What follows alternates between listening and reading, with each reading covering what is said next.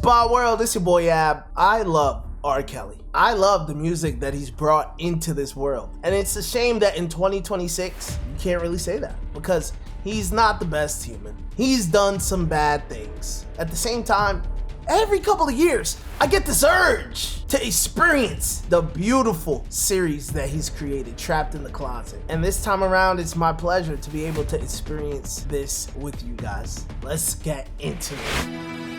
Let's do it, y'all. If y'all new to my channel, I don't normally pause too much. I don't really yap too much, but when it's needed, it's needed.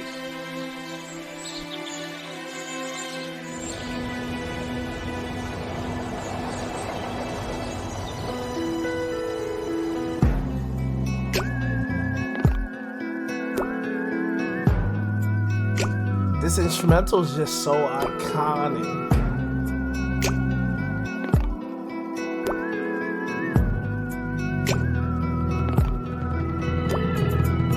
7 o'clock in the morning and the rays from the sun wakes me. I'm stretching and yawning in a bed that don't belong to me. Then a voice yells, "Good morning, darling," from the bathroom. Then she comes out and kisses me, and to my surprise, she ain't you. Now I've got this dumb look on my face, like what have I done? How could I be so stupid to be have laid here till the morning sun? Lost the track of time. Oh, what was on my mind? From the club went to a home. Didn't plan to stay there long. Here I am quickly trying to put on my clothes, searching for my car keys, trying to get on up out the door. Then she stretched her hands in front of it, said, "You can't go this way."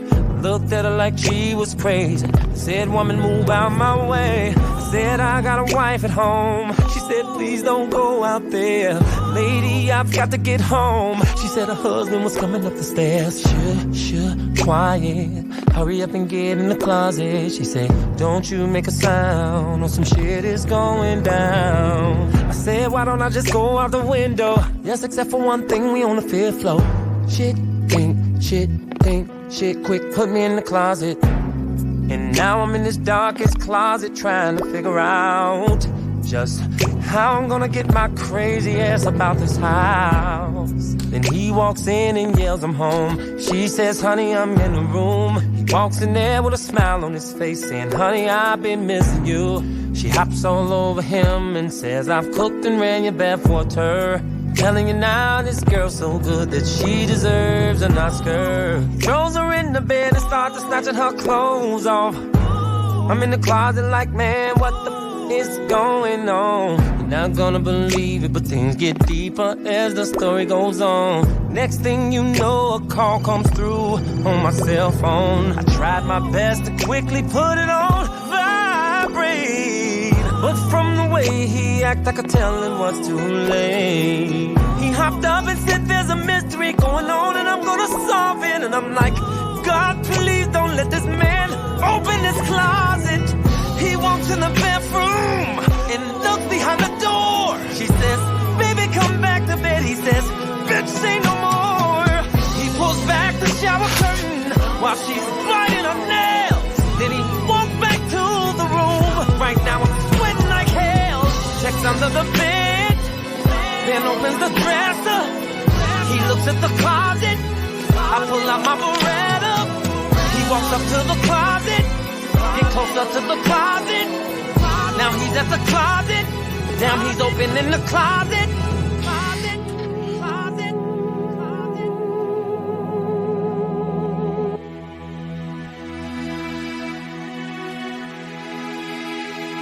Alright, so I didn't know how I want to go about this, but I would say after every part, we could just talk a little bit. If you guys want to skip past me talking and just get into the story, just skip past me talking and get into the story. I'm pretty sure I'm going to put some timestamps. Man, oh man. First things first, this instrumental is so epic how it builds up to the most tense part at the end. Pull it up to the closet.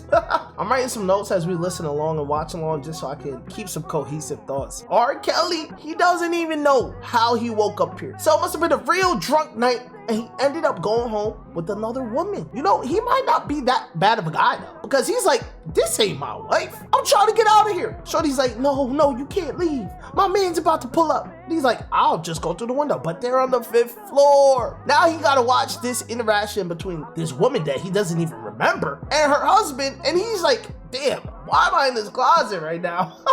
And the way the wife plays it off so well, he's like, damn, she must be a professional actor. This ain't her first rodeo doing this. But her man gets suspicious because Mr. Robert gets a phone on his cellular. And this might not be the first time suspicion in the relationship has arisen. Let's see.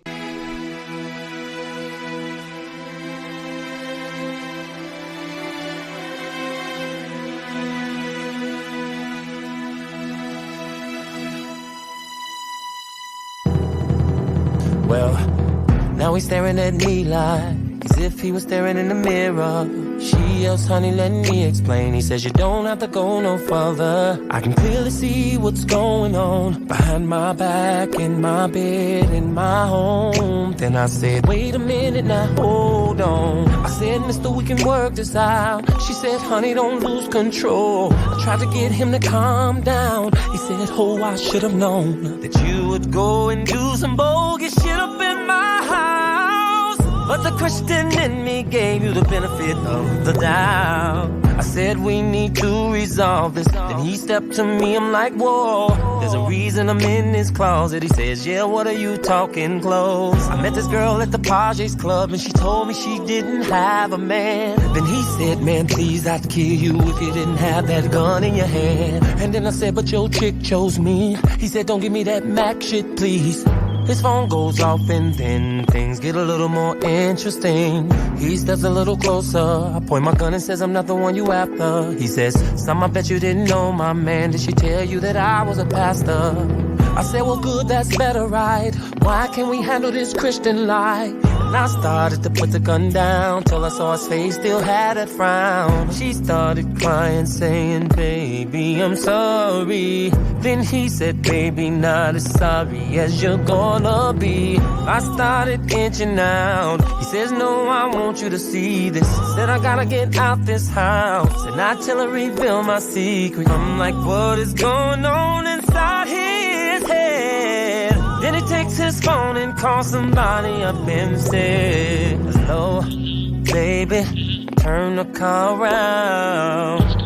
Listen, I just need for you to get right back here now. Click. He looks at me and says, well, since we're all coming out the closet, I'm not about to be the only one that's broken hearted. And she said, what do you mean? And he said, just wait and see. I said, somebody better talk to me.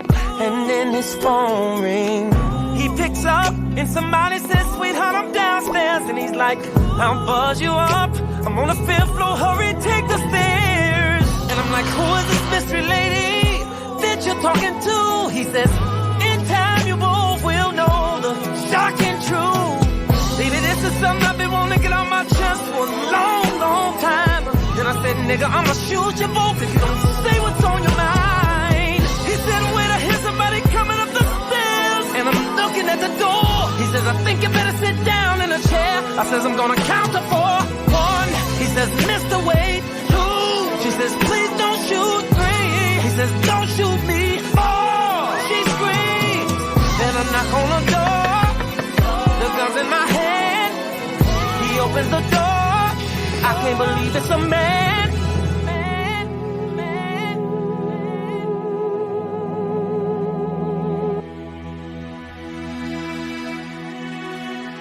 Honestly, episode 2 storytelling is even stronger than episode 1. I feel like this really brings you into it. First thing I want to note is, imagine your significant other, your partner cheats on you. Then you find a person that's hiding in your crib, in your bedroom, and they pull out with a gun on you. And I was like, damn, there's really nothing I can do. I don't know how bold you guys are, but me, I'm not about to die in that situation. I'm not letting myself get pulled into that situation. I'm gonna just be like, damn, it is what it was. All right, whatever.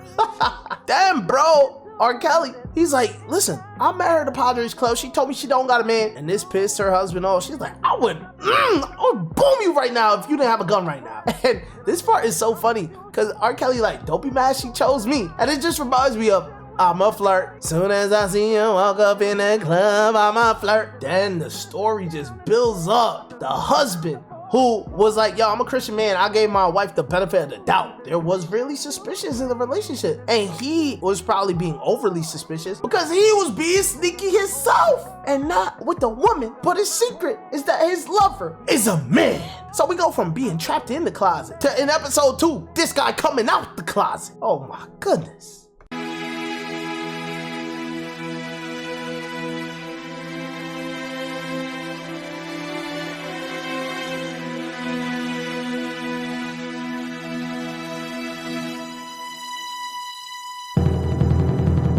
Well, here we are, the four of us, in total shock, me and her. I close my mouth and swallow spit as I'm thinking to myself, this is some deep shit. Then I said, so you're gonna tell me he's the one you've been talking to? He says yes, I says no, he says yes, I says no, he says it's the truth. I yell, all of y'all asses crazy, let me up out this door, because this is way more than I bargained for.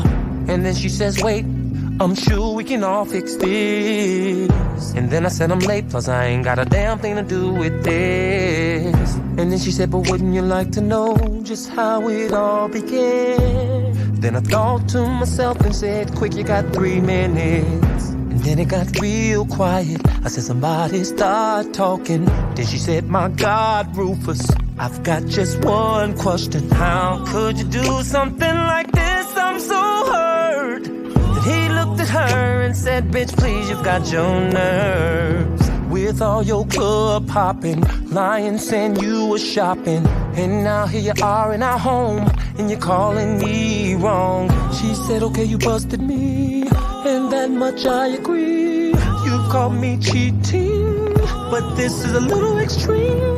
He said, you are my wife, sleeping behind my back, and now I come home and you got him in the closet. How extreme is that? She says, but she's a he. Then he said, please, you can't judge me. She says, Rufus, this is crazy. Then I said, stop arguing. I did not stay here to hear y'all chew each other out. So get to the point, or I swear I'm out. Excuse me, please, but I think I can explain what's going on in here. My name is Chuck, and I've been knowing Rufus about a year. And day and night creeping around with him, it's been a living hell. Sneaking in and out of hotels, I said, brother, spare me the details. Then Rufus said, Chuck, please, don't say nothing else. And then she screams, Rufus, you son of a bitch. And he says, Kathy, go to hell. I said, I thought your name was Mary. It's what you said at the party. Man, this is getting scary. I'm gonna shoot somebody. Then Rufus started yelling and screaming, saying, Kathy, this is all your fault. She throws a pillow at him and says you was creeping too. The only difference is you didn't get caught. Chuck screamed out, we're in love. Kathy says, love my ass. Rufus said it getting married. Then I shoot one in the air. Then I say, not another one of you sons of bitches say a word. Cause all of this shit I'm going through is unheard. Grab my cellular, saying this is so wrong. Call up my home, and a man picks up the phone.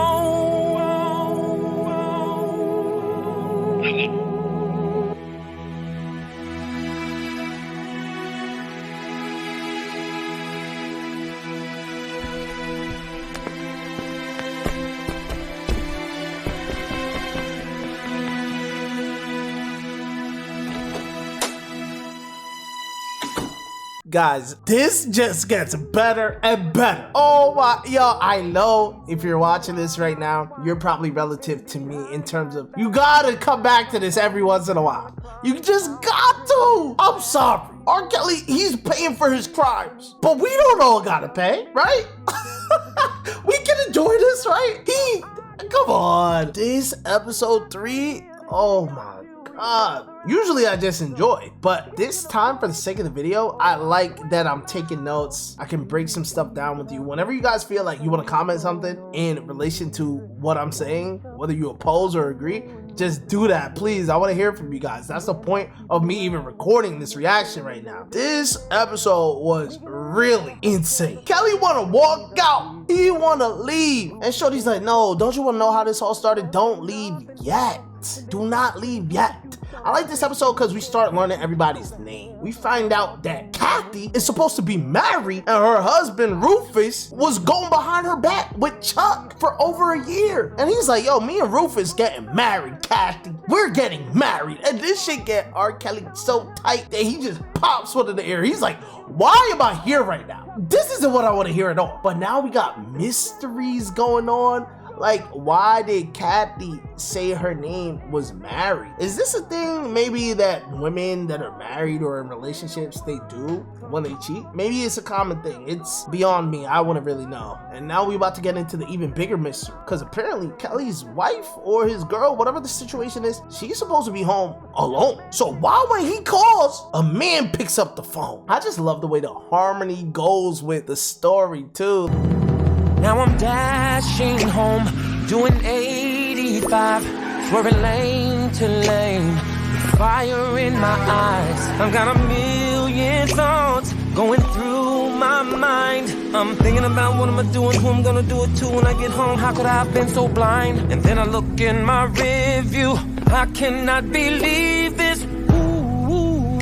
Damn, here comes a policeman. He drove right up on me, then flashed his lights. Then I pulled over without thinking twice. He hops out the car and walks over to me and says, license and registration, please. I looked up at him and said, officer, is there something wrong? He said, no, except you're doing 60 in the 40 mile zone. And then I said, officer, let me explain, please. You see, the truth of the matter is that I've got an emergency. He said no excuses and no exceptions. He flicks his cigarette and then gives me the ticket. Said have a nice day and walked away. I said yeah, right, and drove away. And then I turned my radio on and did 55 all the way home. I pull up in the driveway, hop out and slam the car door. Then go around the back, bust up in the house.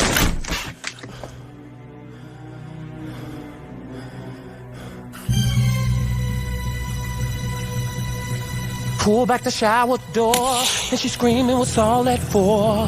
Then I'm like, woman, I called this house, and a man picked up my phone. And she says, calm down, did you forget my brother Twan came home? Oh.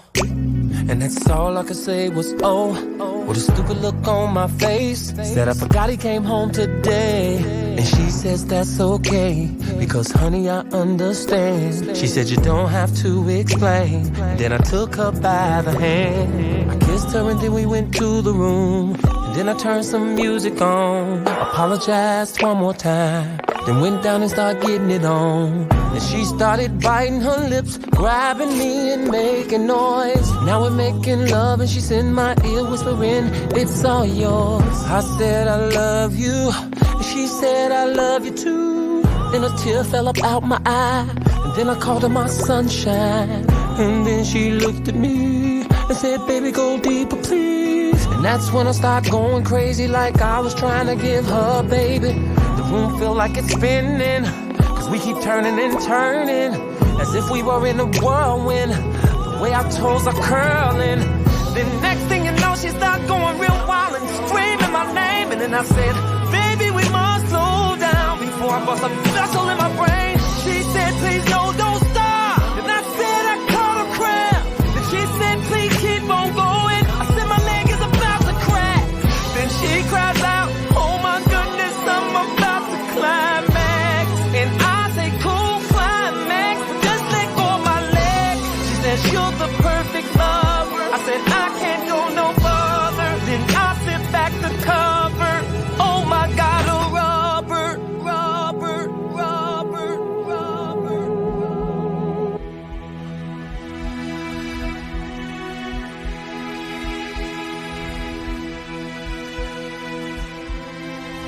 this episode get real hot and heavy, and then it ends with, oh my god, a rubber.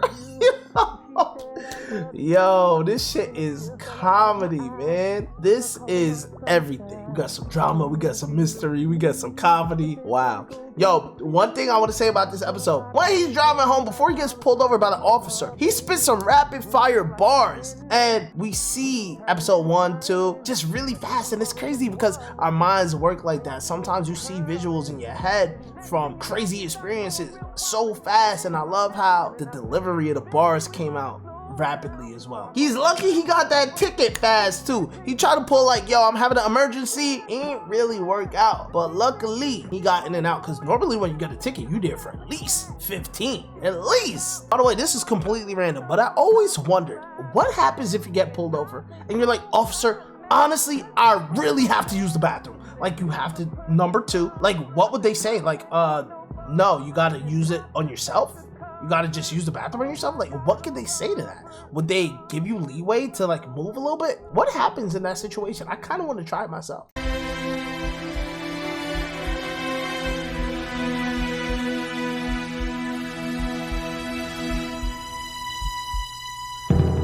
And now I'm like, well, what the f is this? A condom in my bed. You better start talking, bitch, before I take a match and burn this motherfucker down. I said you better start talking and start talking right goddamn now. Then she said, baby, I'm so speechless. Then I said, my baby, you gon' be breathless if you don't start talking quick. Woman, I'm gon' have a fit. You don't know what you're fucking with. Girl, you better cut the bullshit. Now it's obvious somebody has been all up in my home, in my bed. And plus I smell cigarettes. Now I'm sniffing and looking around, suspicious like someone's here. And then I looked in her eyes, and in her eyes there was so much fear. Pull out my gun, said, is he still here? She shook her head and said, no, I'm checking behind every door. She cried out, he left right after you called. I said, what the was you thinking? You thought that I wouldn't find this out. And then I said, you must be crazy or on crack to have somebody off up in my motherfucking house. She hopped up and said, that's enough. She said, I can't take no more. And then she said, you've made your point, but now it's time to even the score. She said, I know all about last night and where you went when you left the club. Said, that's right, nigga, I was there with this guy in the back of the club. I said, I thought you was with your girls. She said, I thought you was with your guys. She said, you was at that bitch's house, and don't you even try to act surprised. I say, babe, she say, shut up.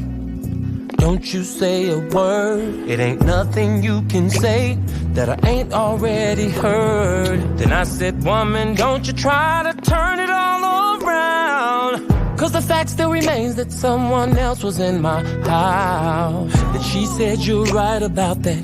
Something did go down, but I don't have to turn it around, 'cause what goes around comes back around. I'm moving a little closer to her. She's tripping over the furniture. She said, wait, first just let me explain. I said, no need to, just give me his name. And then she says, I say, what? She says, please sit down in the chair. And I say, no, I'm standing up. And then she cries out, I'm so scared to tell you because of what you might do. And I scream, look, girl, you better give me this man's name, and I'm not playing with you. She says, okay, wipes her nose and then asks me about a girl named Tina. I thought to myself, said it sound familiar, then said I probably know her if I seen her. Then I said, anyway, girl, what the hell is that got to do with this man? She said, he know my girl Roxanne. I said, who the hell is Roxanne? Then she say, Roxanne's a friend of mine who know this guy named Chuck. Chuck's cool with this guy named Rufus. And I'm sitting there like, what the fuck? Then she says, Rufus' wife Kathy, we both went to high school. She introduced me to the policeman that stopped you.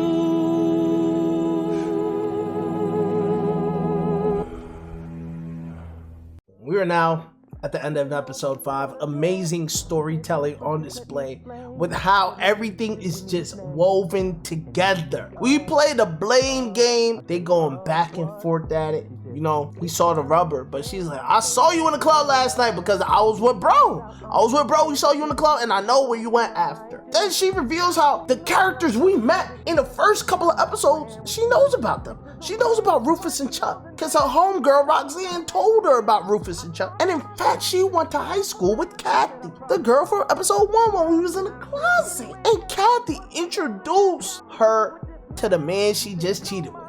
The same cop that gave Kelly the ticket. Look at his face right here. Imagine you heard this. Imagine you realized everything was connected and you don't even remember. Keep in mind, he doesn't even remember how he ended up in that crib after the Padres club. Also the little boop and beeps. That shit is so funny. I feel like it makes it way more entertaining than if we actually heard the swears. Believe it or not, I just started laughing, shaking my head, and just kept on laughing, thinking about all the things I had been through that day. Then she cries, what? Why do you have that smile upon your face? Then I laughed out, said, thinking about all the things that I've been through. She wipes her nose and she sniggles, then laughs out, I've been through it too. Then I start laughing again, and she start laughing more. Then next thing you know, we both are cracking up on the floor. And she laughs out, I can't believe this idiot really answered my phone. Now meanwhile, Twan just got out of prison and he's on his way home. Then she laughs, baby, I'm sorry for all the lies and all the bullshit. Then I say, girl, just wait till I tell you all the drama that I've been dealing with. She laughs, I wanna hear it all. Then I laughed and said, baby, first of all, I got a hangover, been trapped in the closet, slept with who knows, threatened to kill a pastor. She says, what? Baby, this is no lie. He had a lover, turns out to be a gay guy. She says, damn, you've been through a lot of shit, plus I got a ticket. Meanwhile, the policeman, he turns around, just out of concern, comes back to the house. Then he pulls up in the driveway, my car's parked crooked with the lights on. Then he goes around the back way. He hear the dogs barking like something's wrong. He gets to the back door and discovers it's been broken in. He looks around, pulls his gun out, then proceeds in. Meanwhile, we're laughing and laughing and laughing, but from his perspective, he thinks somebody's crying. He gets closer to the bedroom and he would swear that somebody was coughing and sighing. Meanwhile, we're in the bedroom laughing as I'm trying to continue to explain. She yells out, Sylvester, you're killing me. I said, I swear that it went that way. Then next thing you know, he bust up in the room and said, motherfucker, freeze. And then I looked back up at him and said, wait, you're that damn police. Then she screamed, baby, I mean James. She says, everything is cool. And then he yells, Gwendolyn, I got this. I know you're sick and tired of this fool. And then I stood up, started walking towards him, screaming, man, get out my house. Then he yelled, freeze. She screamed, please. And I pulled my Beretta out. She cried out, Sylvester, please don't. Visions of him making love to her. He said, man, put the gun on the floor. I can't stop thinking about him and her. I slowly put the gun down, and then I put my hands up. He winked at me and smiled, and that is when I went nuts. Hopped all over him, grabbed the gun, she screaming, settle down. Going all around the room, both hands on the gun, then all of a sudden, pow.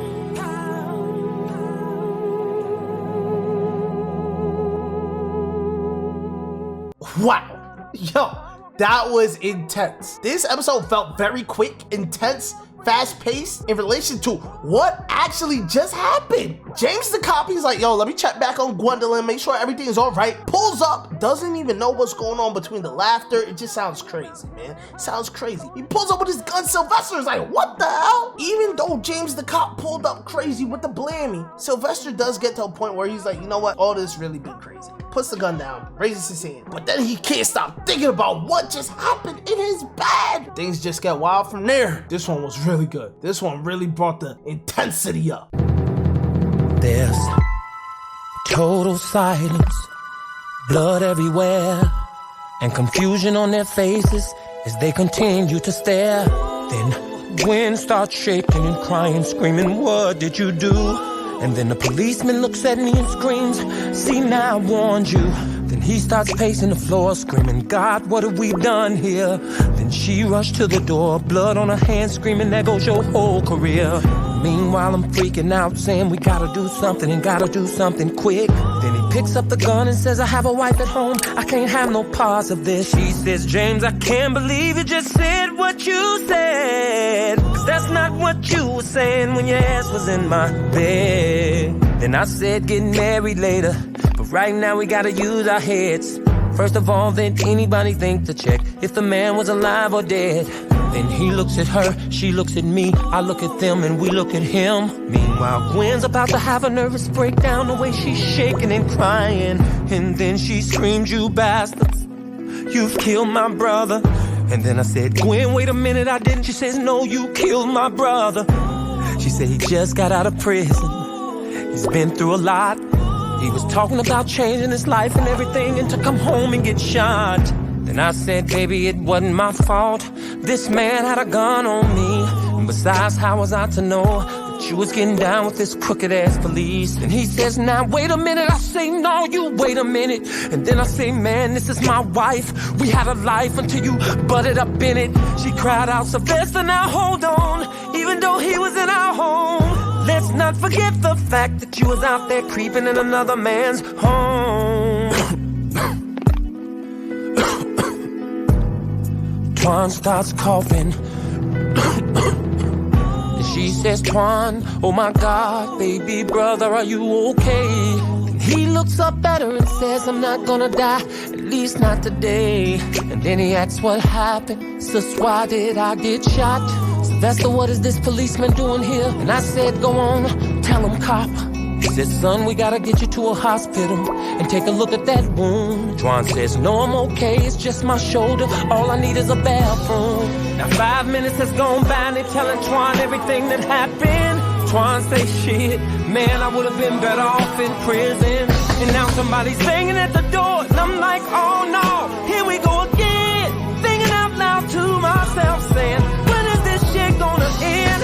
Then Gwendolyn looks at me and says, baby, you got that? And I say, no. She says, why? And I said, because I'm not opening up another motherfucking door. And the cop says, Gwen, I get it. Then looks at me and say, man of the house, my ass. Then I say, I'll get it, but whoever it is, I'm about to put their ass on blast. And then the policeman grabbed me, I snatched away and got my gun up off the floor. Then Twan says, now that's what I'm talking about, so that's the point that shit toward the door. Then he snatches the policeman's gun and said, officer, arrest me later.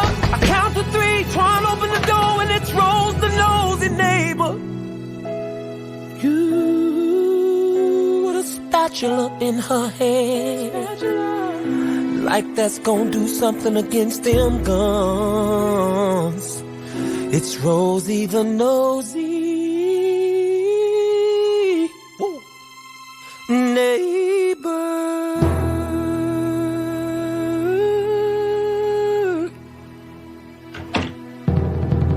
It looks like episode 7 really just capped off the whole first couple of episodes, right? We get the climax of who got shot, ends up being Twan, who Twan is funny because at the end of the episode, you just got shot and now you grabbing James' gun to pull up to the door. Like, what is going on? Why were they so paranoid about who would be at their front door anyway? Like, what kind of hood do y'all live in? James reveals he got a wife, so the dynamic just gets messier. Everybody got somebody and everybody cheating on they somebody.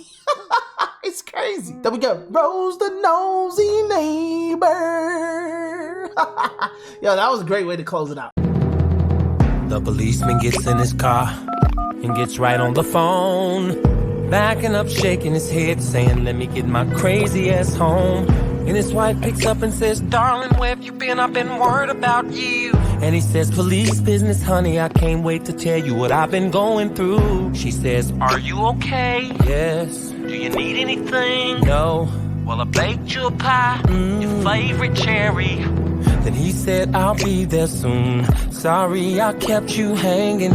Then she said, honey, don't worry about it. Just take your time. I still got some cleaning. Now, meanwhile, Mrs. Rosie's back at Gwen's house telling it all. She said, I knew it was something about that policeman. I started to cut loose my dog. Then Gwendolyn looks at her and laughs and says, Miss Rosie, you are nuts. Then I say all I wanted to know is what was you gonna do with that spatula? And then we all laughed. Twan says she's a G, no doubt. Now let's head right back on over to the policeman's house. He pulls up in the garage. She didn't expect for him to come that soon. She rushed to the door, kissed him on the cheek, says I was in the restroom. Then he said, what you say that for? And then she says, I don't know. Then he stepped back, looked at her and says, what you all jittery for? Then she says, sweetheart, maybe it's that time of the month. Then he says, maybe that time of the month. And then she said, you know what I mean. He said, I know what came out your mouth. He said, you said maybe. Then she says, baby. He walks in the house and she tries to lead him upstairs, but he goes straight to the kitchen. She says, hon, I bought you some pears. And then he said, I'ma heat this chicken. Then she turns around thinking to herself with this weird look on her face. Then he screams, woman, what's wrong with you? Why you walking back and forth pacing? Before she answers, she's thinking to herself, what am I to say? Because the truth of the matter is that she just slept with another man today. And he steady calling her name. Bridget, I know you hear me, but she can't turn around because the truth on her face, he will see it. Then he screams, Bridget, yes, look at me. Bridget turns around and then he says, what you got up your sleeve? She's scared out of her mind, stuttering and shaking and still talking about some pears. He starts screaming, saying, look, woman, I done told you I'm not going up no stairs. Now he's got a funny feeling, something just don't seem right. He's looking at her while she's banging up. Then he says, with all my might, woman, I swear I'ma shoot somebody if you've been doing wrong. But little does he know that somebody is still right there in his home.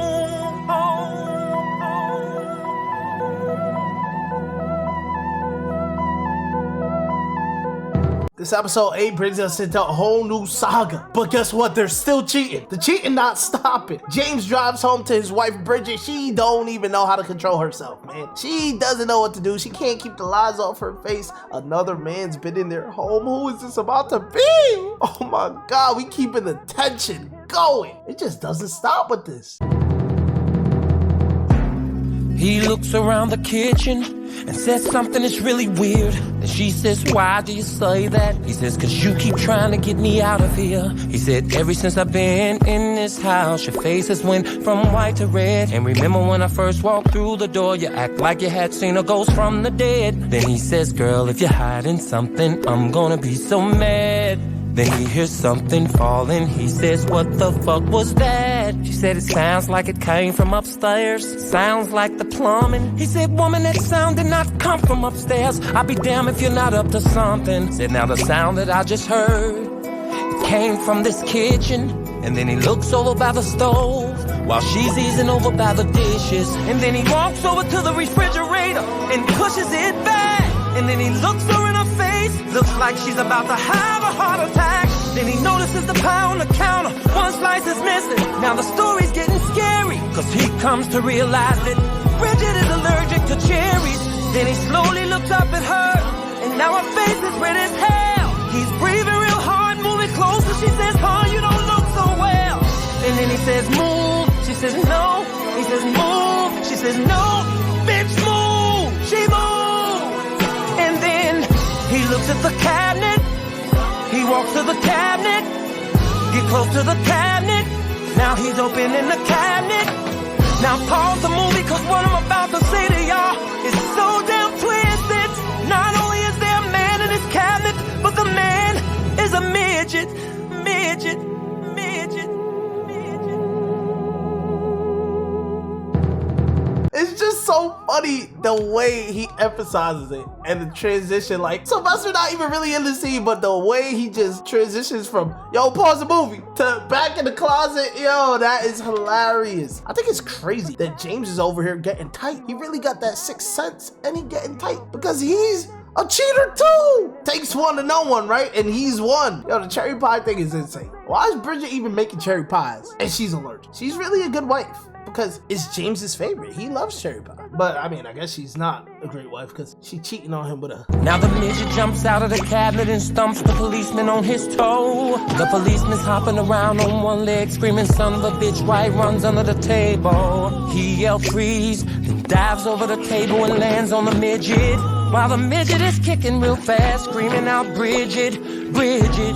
She yells, darling, don't hurt him. He says, Bridget, get your ass back. Then he continues to rough up the midget as if the midget was under attack. Then Bridget runs up to a room, goes in a purse and pull a number out. The police puts him on the table and yells, man, what the hell you doing in my house? He wipes cherry pie crust off his mouth and says, man, I was paid not to tell you. Then the police pulls his gun out and yells, trespassing, man, I've got the right to shoot you. The midget says, mister, the man that paid me to do this would kill me if I tell. He points the gun in his face. The midget says, God, I think I just shitted on myself. Now it's Sylvester's house, so I got a patch on his shoulder playing cards, getting along. They're laughing and talking when Sylvester says, Gwendolyn, baby, get the phone. Then she walks away from the table, picks it up and says, hello. There's a lady on the other line panicking, crying and talking all off the wall. She says, wait, slow down, tell me, who am I talking to? My name is Bridget and I found your number in my husband's pocket. I had to call you. 2 minutes later, Gwendolyn's shaking her head saying, girl, I understand. Sylvester says, who is it, baby? She hangs up and gives him the address. Now meanwhile, back at the policeman's house, the midget is crying his ass off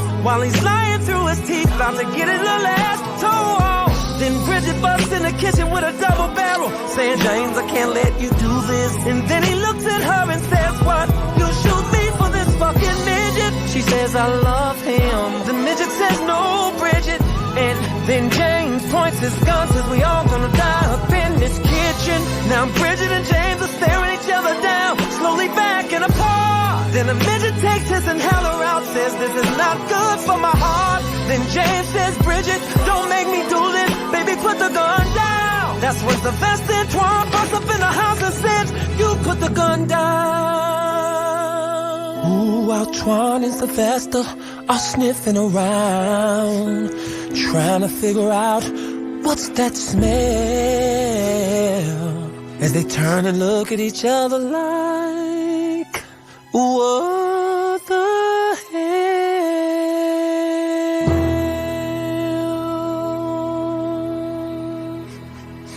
Episode 10 really loaded, man, really loaded. I like how we're able to connect Twan and Sylvester back into the story.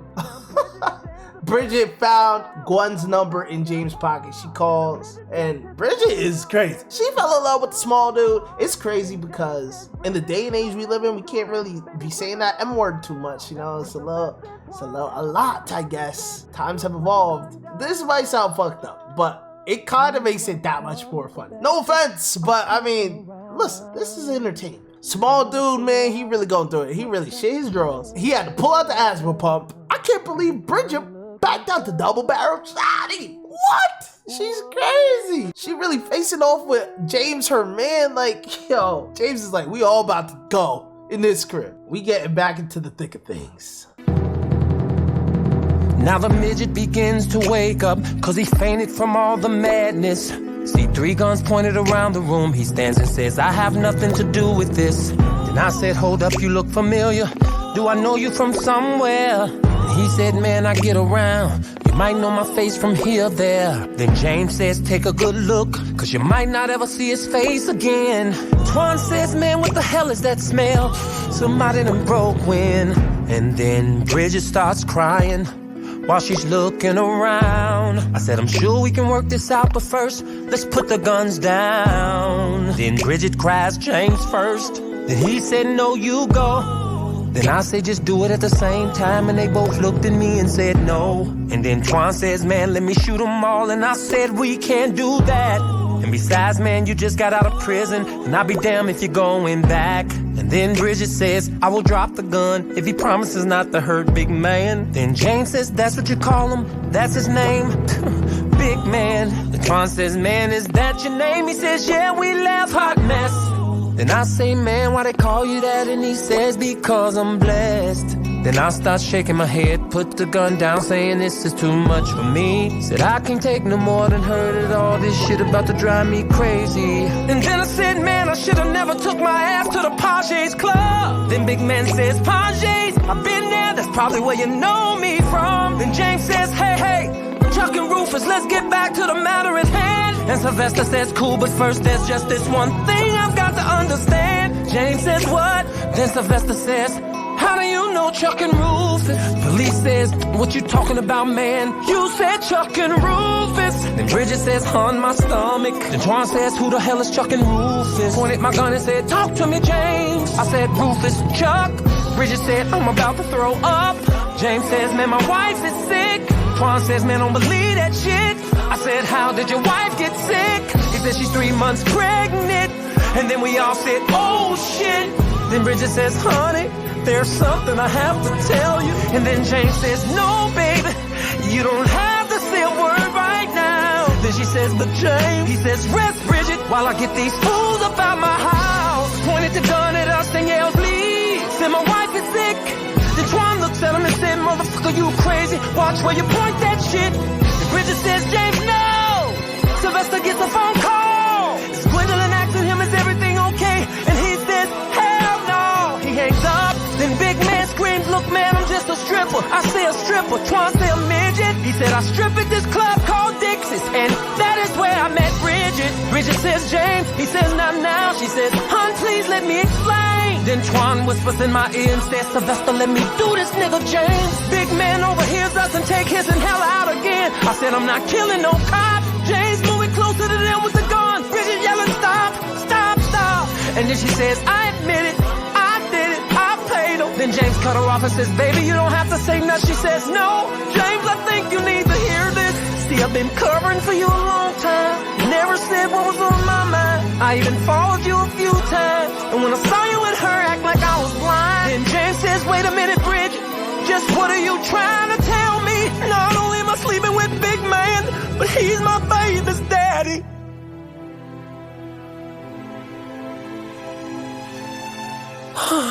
Ooh, the midget thanks again. While Twan and Sylvester is tripping. The midget's the baby's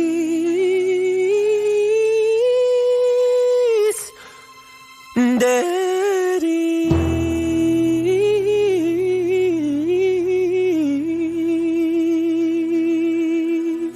Woo.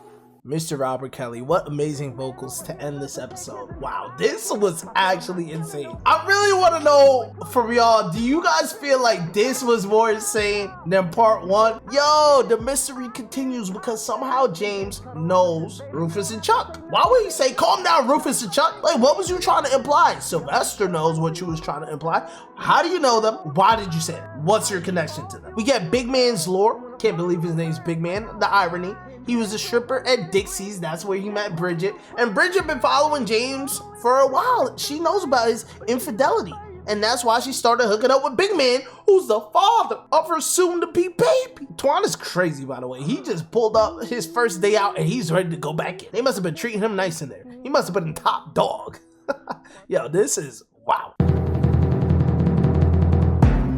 Now let's jump back to Kathy's house. They're getting up off the floor. Then Rufus says, Chuck, are you okay? Then Kathy closes the door. Then Chuck said, Rufus, what the hell just happened? Then Rufus said, I'll tell you. She just almost got a shot right here in this room. Then Kathy says, you got nerve, almost got you shot.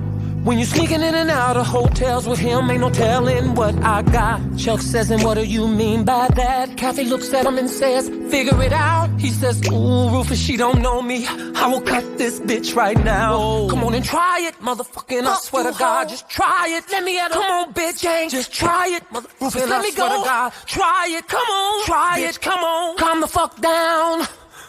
Rufus says, Chuck, we'll talk about it later.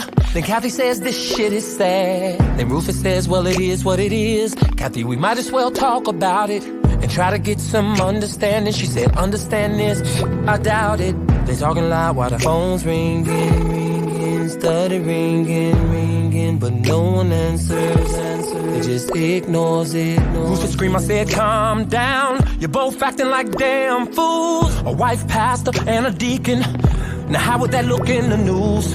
Kathy says, a wife and a pastor looks good on the news. Then looks at Chuck and says, but a pastor and a deacon, Rufus, you don't want me to answer you. And then Chuck yells, bitch, who do you think you are? I've got a right to love whoever I please. Then Kathy says, if you don't get your narrow ass out my house, cause ho, this whoever belongs to me. And then Rufus says, nobody's going nowhere until we figure this out. We'll all just be right here. And then Kathy and Chuck won't stop staring at each other. Kathy snurs her nose up at him. Chuck rolls his eyes at her. And then the phone rings again. But this time Kathy walks over and answers it. Says, hello, Long's residence. Kathy, this is Gwendolyn, can you talk? Kathy says, I'm in the middle of something, not now. Gwendolyn says, girl, this can't wait. Please get somewhere quick to yourself right now. Then Kathy says, hurry up, I'm listening, shoot. Gwen says, okay, I'll make it quick, girl. Remember the policeman you introduced me to? She says, yeah, what about him? Anyway, girl, shit was tight until this morning everything went wrong. Chuck looks at Rufus and says, what the hell? He says, I don't know. She says, damn it, I'm on the phone. She says, go ahead, Gwen. Gwen says, well, it all started at this club that I was at last night. Girl, me and James sitting in back in VIP, everything was so right. Go on. Well, me and James sitting there laughing and drinking. Next thing you know, here comes Sylvester up in there with some old crusty wig wearing asshole. Kathy looks at the wig on the floor. She says, girl, what's the name of that club? Gwen say Page. She flops down on the bed like, what the fuck? Then Kathy says, Gwendolyn. Gwendolyn says, girl, I'm not finished. Then she starts telling her about the policeman's wife, Bridget, who was getting down with this midget. Then Kathy says, Gwendolyn, girl, listen. But Gwendolyn's going on and on. Steady trying to get her attention, but Gwen's steady going on and on and on. Then Rufus screamed, Kathy, are we gonna finish this conversation or what? Then Kathy says, Rufus, I'm on the phone. Then Rufus says, bitch, I don't give a fuck. And Kathy says, Gwendolyn, shut up, girl, down. Just listen to me. You know that crusty wig wearing hole you was talking about? Gwen says, uh-huh. Kathy says, well. Gwen says, well, what? Kathy says, girl. Gwen says, Kathy. Kathy says, Gwen, I'm sorry, girl, but that hole was me.